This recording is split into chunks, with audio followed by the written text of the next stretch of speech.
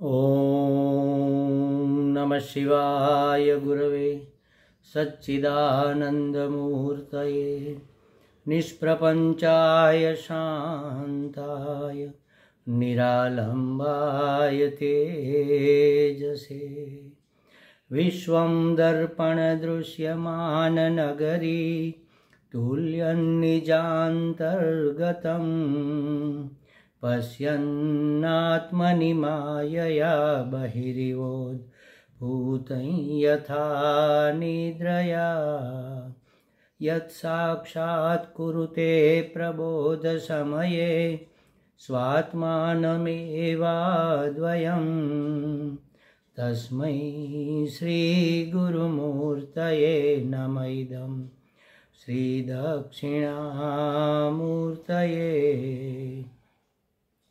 जन्माद्यस्य यतोऽन्वयादितरतश्चार्थेष्वभिघ्नस्वराट् तेने ब्रह्महृदाय आदिकवये मुह्यन्ति यत्सूरयः तेजो वारिमृदां यथा विनिमयो यत्र त्रिसर्गो मृषा धाम्ना स्वेन सदा निरस्तकुहकं सत्यं परं धीमहि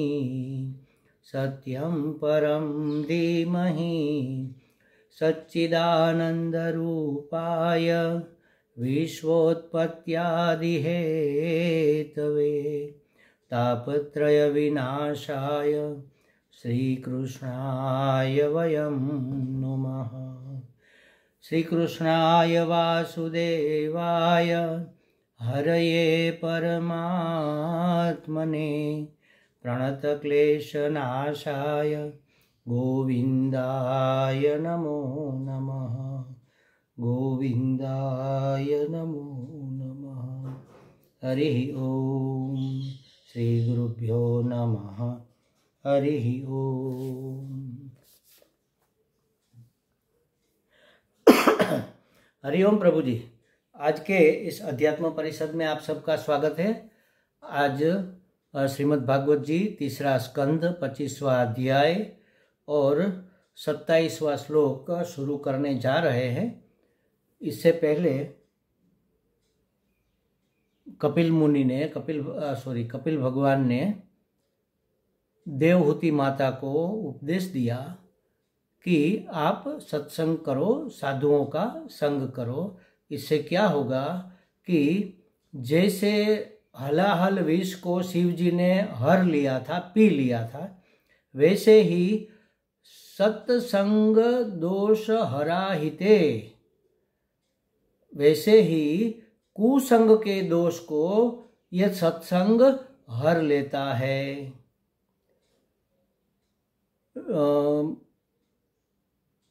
दुरीजन या दुष्ट जन से भी बड़ा खतरनाक होता है दुसंग या तो कुसंग कह लो। नारद जी ने नारद भक्ति सूत्र में कहा है कि दुष्टों का संग करने से तो हम बिगड़ते हैं, लेकिन दुसंग कुसंग करने से दुष्ट लोग हमें जितना नुकसान नहीं पहुंचाते, उतना नुकसान दुष्ट लोगों का संग हमें पहुंचाता है। तो इसलिए कहा कि अच्छे से अच्छे सदाचारी, बड़े बड़े सदाचारी लोग भी किसी के कुसंग में पड़कर दुराचार की ओर आकृष्ट हो जाते हैं। इसलिए संतों का संग करना चाहिए, सत्संग करना चाहिए। असेवयायं प्रकृतेर्गुणानां ज्ञानेन वैराग्यविजृम्भितेन योगेन मय्यर्पितया च भक्त्या मां प्रत्यगात्मानिमिहावरुद्धे।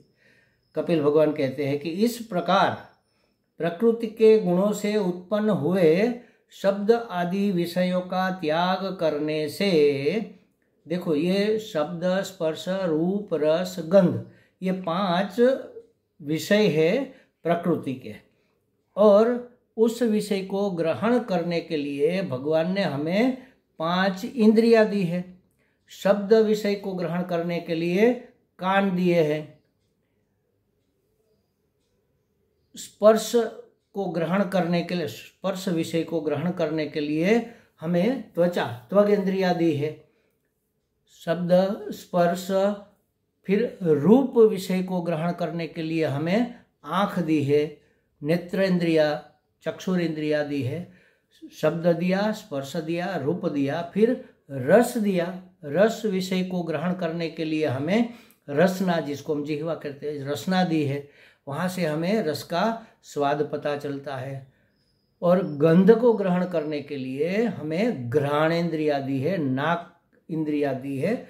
उससे हमें पता चलता है कि यह सुगंध है या दुर्गंध है, यह अच्छी है या दुरित है। ये 5 विषय प्रकृति के हैं। उस 5 विषयों को ग्रहण करने के लिए हमारे पास 5 इंद्रियां हैं। अब इंद्रियों की आसक्ति अपने अपने विषय में है। उन आसक्ति को छोड़ने के लिए हमें प्रकृति के गुणों से उत्पन्न हुए शब्द आदि विषयों का त्याग करना चाहिए। उसका त्याग करना माने उसके प्रति मोह न रखना, उसकी आसक्ति न रखना। वैराग्य युक्त होकर फिर ज्ञान से, योग से और मेरे प्रति हुई सुदृढ़ भक्ति से, भगवान कह रहे हैं, सबसे पहले विषयों का वैराग्य करें। और इसके बाद ये 3 साधन दिए, ज्ञान से, योग से और सुदृढ़ भक्ति से मनुष्य मुझ अंतरात्मा को, प्रत्यगात्मा को अयम, इसी देह में, इसी जन्म में अपरुंधे प्राप्त कर लेता है। इसी जन्म में अगर हमें परमात्मा प्राप्ति करनी है, अंतरात्मा को जानना है, प्रत्यगात्मा को इसी देह में रहकर, इसी जन्म में रहकर अगर उसको जानना है तो उसके 3 रास्ते बताए। ज्ञान से जान ले सकते हैं, योग से जान लिया जा सकता है और भगवान के प्रति सुदृढ़ भक्ति से जाना जा सकता है। लेकिन ज्ञान से जानो, चाहे योग से जानो, चाहे भक्ति से, अनन्य भक्ति से जानो, लेकिन उसके पहले हमें अपना अधिकारित्व प्राप्त करना पड़ता है। बिना अधिकारी के कोई चीज हमें प्राप्त नहीं होती, या तो होती है तो फिर टिकती नहीं। हमने जाना तो सही, लेकिन मन कहाँ मानता है। हम जानते हैं हम ब्रह्मास्मि, मैं ब्रह्म हूँ, जो है सो ब्रह्म ही है, लेकिन मन कहाँ मानता है। क्यों नहीं मानता? क्योंकि हमने अधिकारित्व अर्जित नहीं किया। क्या है अधिकारित्व? माने क्या लायकात होनी चाहिए? अधिकारित्व माने लायकात। जैसे समझो कि हमें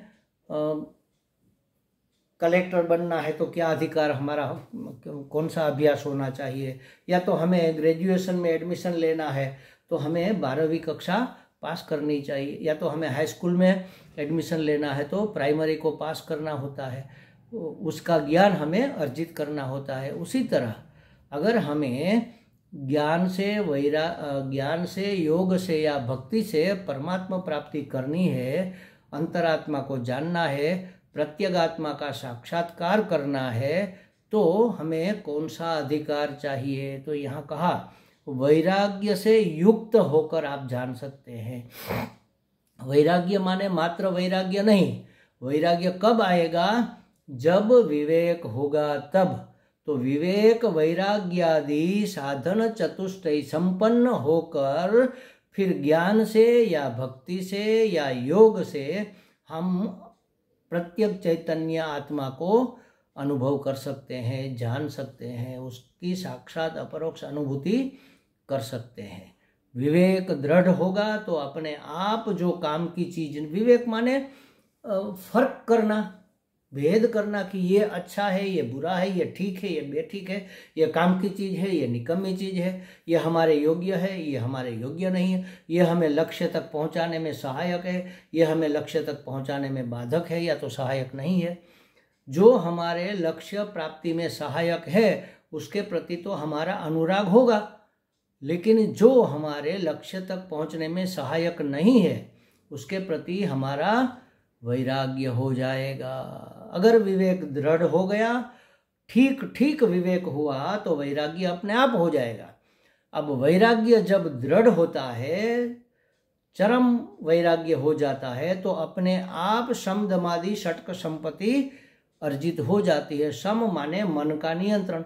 मन बार बार विषयों के पीछे भागता है, लेकिन अगर विवेक हो गया कि जो सुख हम विषयों से चाहते हैं और हमें प्राप्त होने से लगता है कि सुख मिला, ये भ्रम है, ऐसा अगर विवेक हो गया, जैसा सुख हमें चाहिए वैसा सुख, नित्य निरंतर त्रिकाल अबाधित सुख हमें विषय नहीं दे सकते, यह विवेक हो गया तो फिर जैसे हमारे गुरुजी उदाहरण देते हैं कि उसके टेबल पर एक प्लास्टिक के फ्रूट का सैंपल रहता है, जैसे द्राक्ष, ग्रेप्स का गुच्छा और प्लास्टिक का केला इत्यादि। तो गुरुजी कहते हैं कि हमारे गुरुजी कहते हैं कि अगर हमें भूख लगी है और हम सुन रहे हैं गुरुजी को, तो हम देखते हैं उस केले को देखकर हमारे मुंह में पानी आता है, उस द्राक्ष को देखकर हमारे मुंह में पानी आता है। हमें लालसा रहती है कि यह केला मुझे मिल जाए, यह द्राक्ष मुझे मिल जाए, मौका मिले तो मैं इसे खा लूँ और मेरी भूख थोड़ी निपट जाए। अब हम गुरुजी को सत्संग खत्म होने के बाद प्रणाम करने जाते हैं, तो किसी का ध्यान न उस तरह से हम केले को जरा छू लेते हैं, तो छूते ही पता चलता है अरे ये तो नकली है, ये तो प्लास्टिक का है।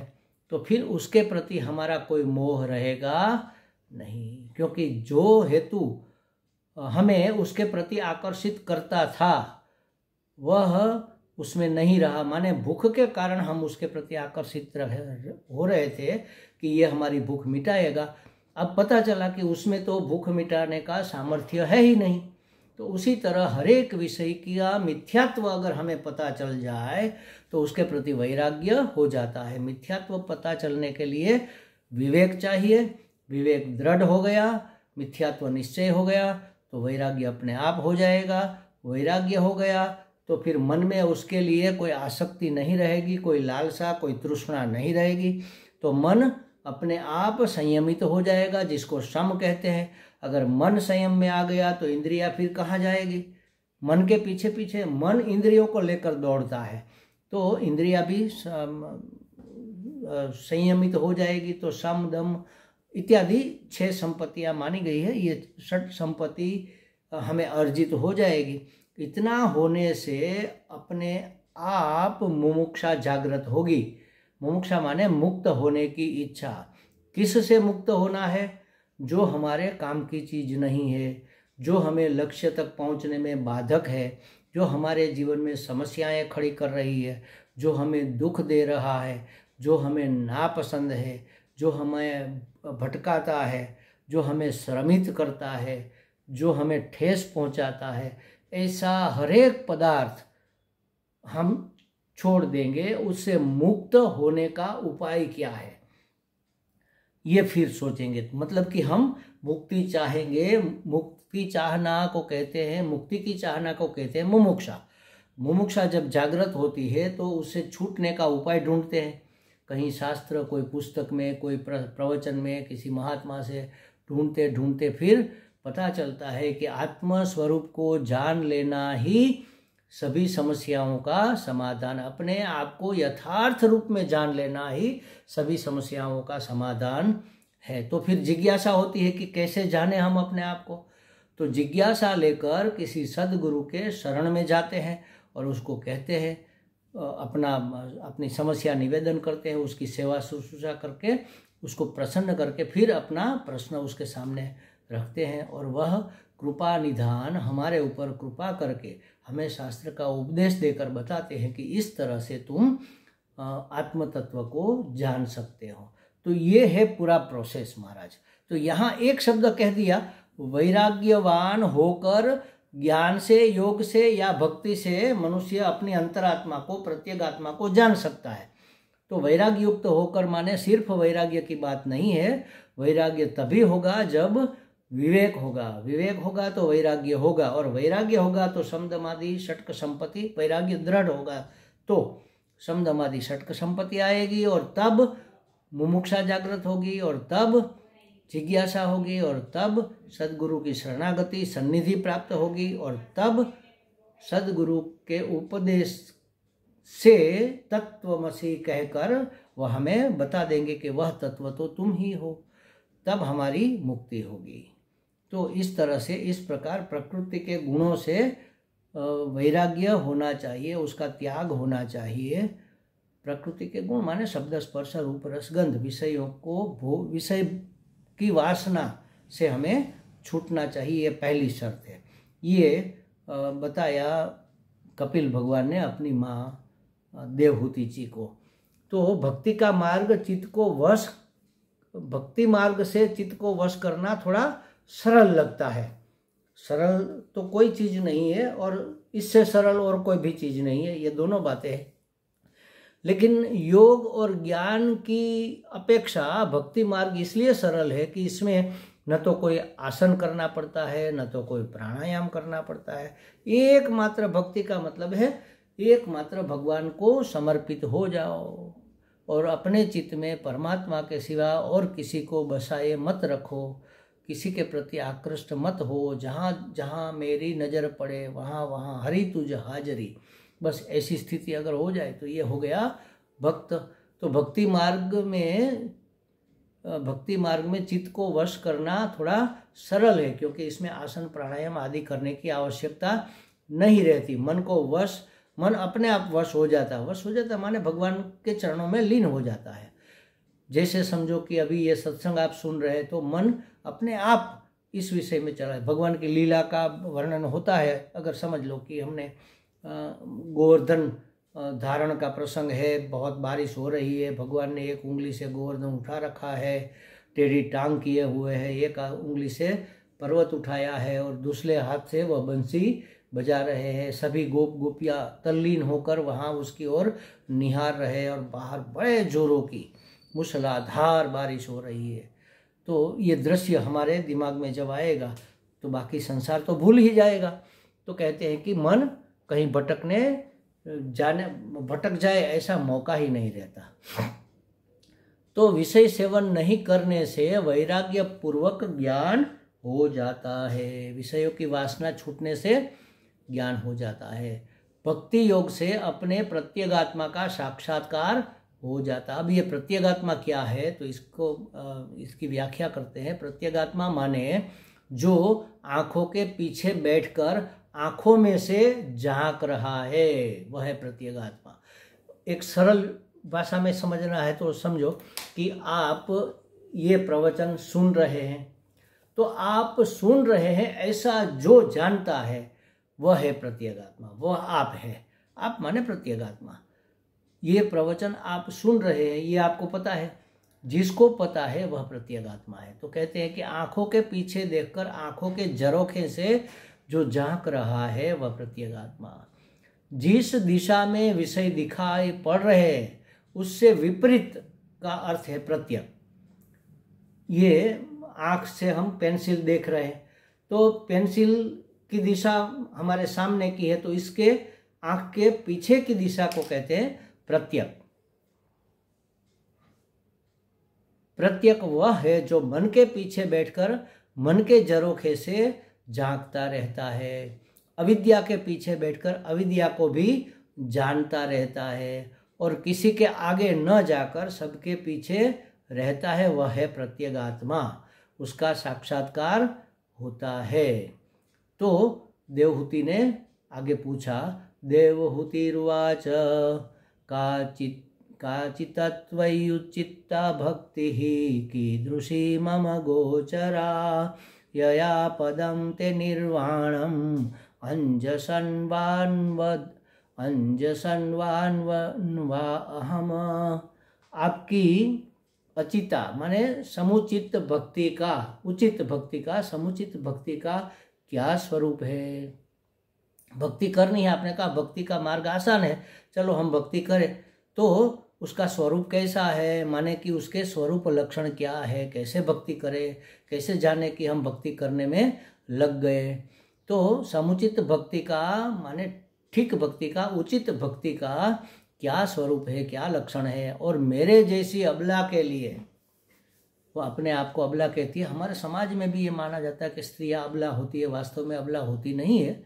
अबला माने नाजुक, इसका अर्थ ये कहा जा सकता है। तो मेरे जैसे अबला के लिए कैसी भक्ति योग्य है, गोचरा माने योग्य है, हम स्त्रियों को कैसी भक्ति करनी चाहिए जिससे कि अंजस अन्वास्नवई, आपके निर्वाण पद को सहज ही प्राप्त कर सके, परमात्मा पद को प्राप्त हो जाए।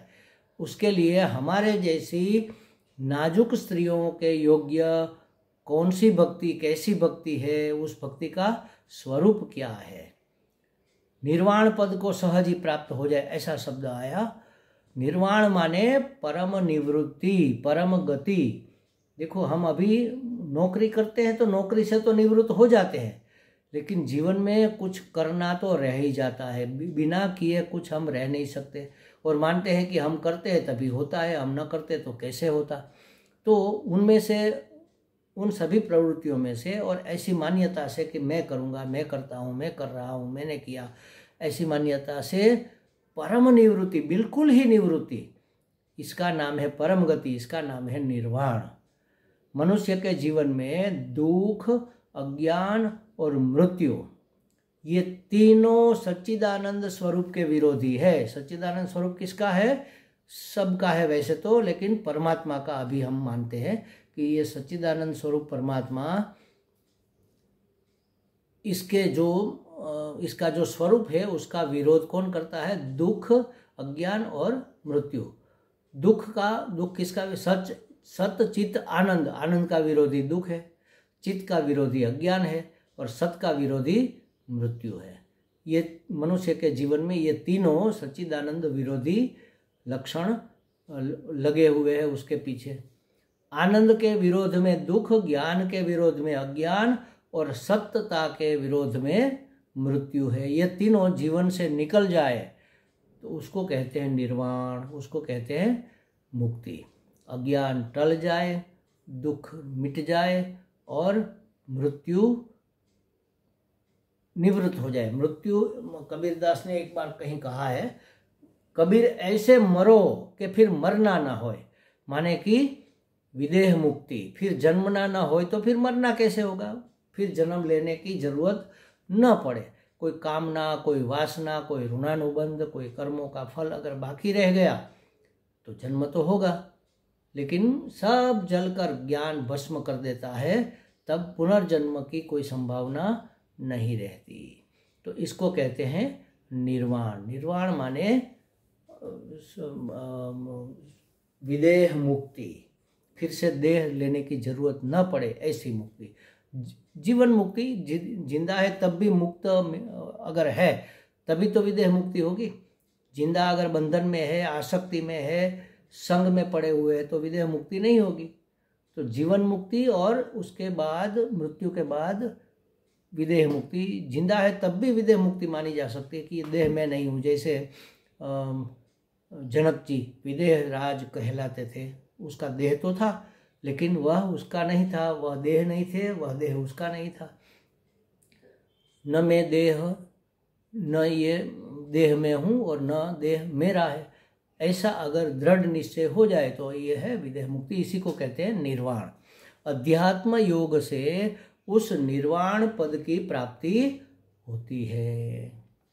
योग ऐसा हो जैसा श्री भगवान को लक्ष्य, जैसा कि वह सीधे भगवान को लक्ष्य करे, ऐसा योग। अप्रमत्तेन वेद्धव्यम सर्वत तन्मयो भवेत। मुंडक उपनिषद में कहा कि अप्रमत्त होकर, देखो प्रमत्त होना माने प्रमाद करना, प्रमाद माने जो करने जैसा है वह न करना, और जो न करने जैसा है वह करते रहना, उसको कहते हैं प्रमाद। हम सब पूरा संसार प्रमादी है। कैसे कि महात्मा लोगों के सिवा, ज्ञानी पुरुषों के सिवा या भक्त पुरुषों के, योगियों के सिवा बाकी सब प्रमादी है। करने जैसा क्या है? अपना जीवन मंगलमय बनाना, परमात्मा प्राप्ति करना, परम लक्ष्य को प्राप्त हो जाना, निर्वाण कह लो, मुक्ति कह लो, उसकी प्राप्ति करना, ये हमारा लक्ष्य है। उस लक्ष्य की ओर न चल के छोटे छोटे भोग की ओर आकृष्ट रहना और वही वही करते रहना, उसी को कहते हैं प्रमाद। जैसे मुझे याद आता है, जब मैं कॉलेज में था, मुझे थोड़ा चित्रकारी का शौक था, ड्राइंग का करता था उस समय भी।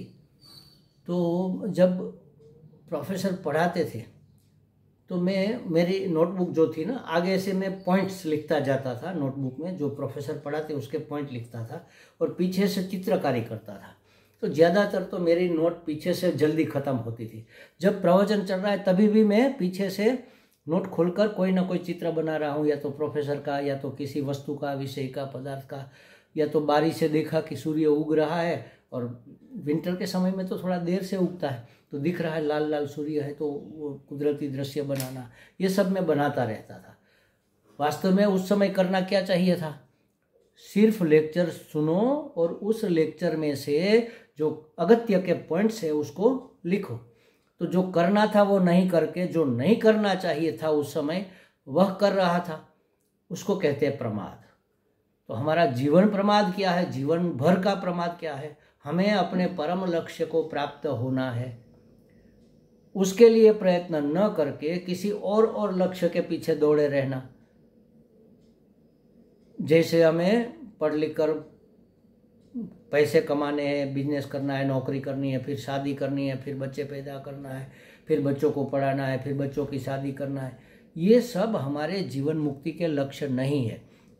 ठीक है, ऋणानुबंध है, आपके कर्म का फल है, करो, लेकिन उस लक्ष्य को न भूलकर उस लक्ष्य की प्राप्ति के मार्ग में जो सहायक है, या तो वह बाधक न बने, इस तरह से इसको निपटा दो।